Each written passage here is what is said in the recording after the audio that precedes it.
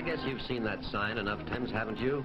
Any bar or club that sells liquor by the drink or any retail store beverages is sure to have it in a prominent place. Bud and Jack went in to buy a case of beer for a picnic, and right now they think it's pretty unfair that they can't walk into a store like anyone else and buy liquor just because they're underage.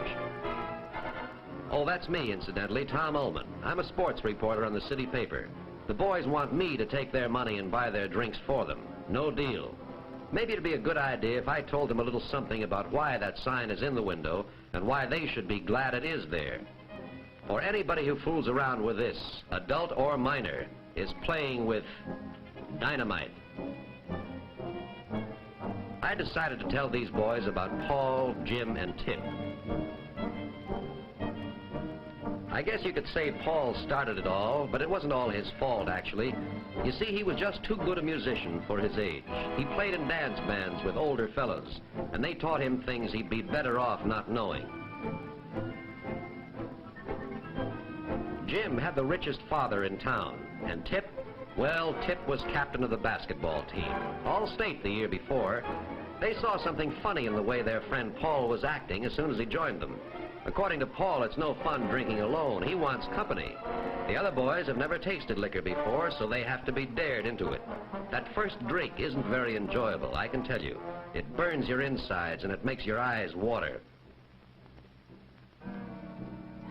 Tip refused the drink. He said he was in training and basketball meant too much to him.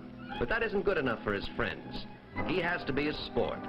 You'd be surprised at how little it takes to get you tight that first time.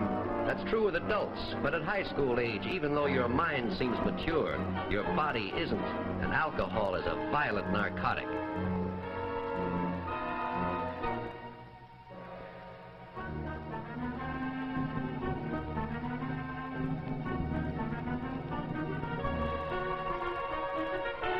Ever wonder what alcohol does to the human body, aside from making the owner of it act like this? Well, let's take Paul as an example, since he started all this anyway. Anthropologists say that what distinguishes man from the lower animals is his power of reason, a power found in the portion of the brain called the frontal lobes. Well, when a drop of alcohol gets in the blood, that's right where it heads for, the frontal lobes. Almost as if its aim in life was to transform man back into an animal, to take away the reasoning powers and self-controls, or, to use a highbrow word, inhibitions that make that human society possible. What would happen if the bottle weren't empty, if the boys could go on drinking? Well, alcohol doesn't stop after knocking out the frontal lobes. It starts in on the whole nervous system and eventually affects every function of the body. How much alcohol does this take? Well, suppose there are 3 or 4 drops of alcohol for every 1,000 drops of blood. Then the drinker looks like this, only half conscious, hardly able to stagger, hard to breathe. If he keeps on drinking and the concentration reaches 4 to 5 drops, he ends up like this. And that's fortunate in a way, because if he was able to lift his hand for another drink, the undertaker would have another customer. You see, all it takes is 5 drops of alcohol for every 1,000 drops of blood, a half of 1%. And brother, you're a dead duck.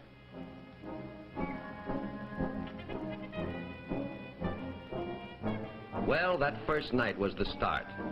Paul, Jim, and Tip took to drinking together. Jim's father gave him plenty of money, and Jim kept them in liquor.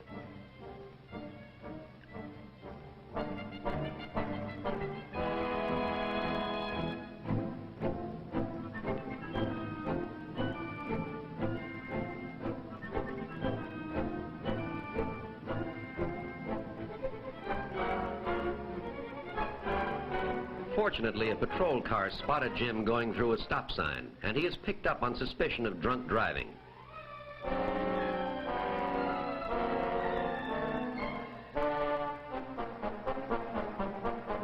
Jim's father was summoned to the station, and because this was Jim's first offense, was successful in having Jim released, following a severe warning. In the meantime, Tip's playing went from bad to worse, and then came a day that Tip would like to forget, but one he'll remember all his life. He was kicked off the basketball team. But his 2 good friends were there to console him, and they were sure a drink would make him feel better. Well, the alcohol story usually runs to a pattern. The boys were drinking more and more, depending on liquor to get them through the day. Even dates were no fun anymore without a bottle.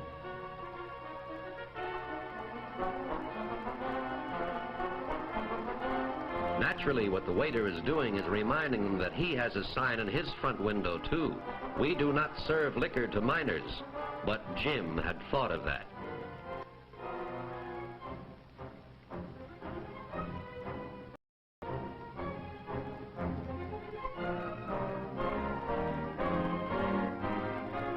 Jim's date, Judy, had never tasted liquor before, but like dope addicts, one drinker can't stand the sight of somebody not drinking.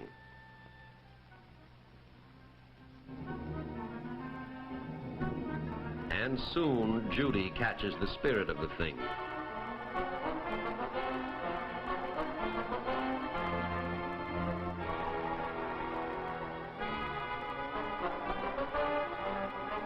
The waiter has a right to be sore.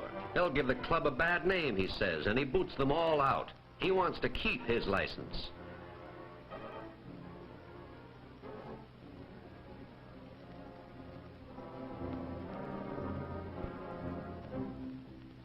The boys can't understand Judy. Only 2 drinks and look at her. But it's really very simple. Tolerance for alcohol varies from person to person. Judy is one of those on whom it acts like a deadly poison.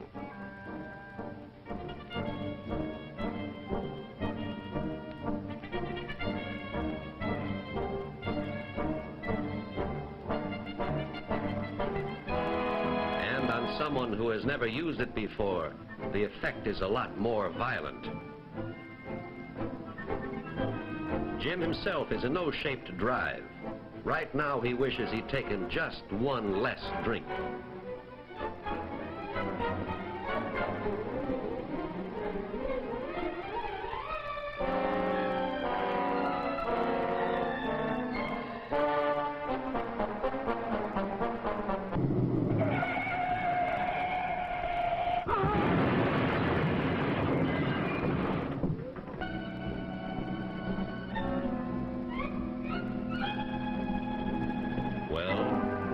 Result.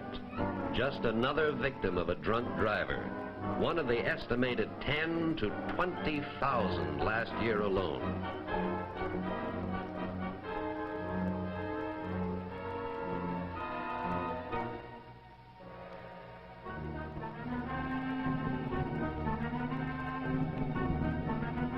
Jim failed a few tests in high school after he started drinking, but he never failed a test as serious as this one.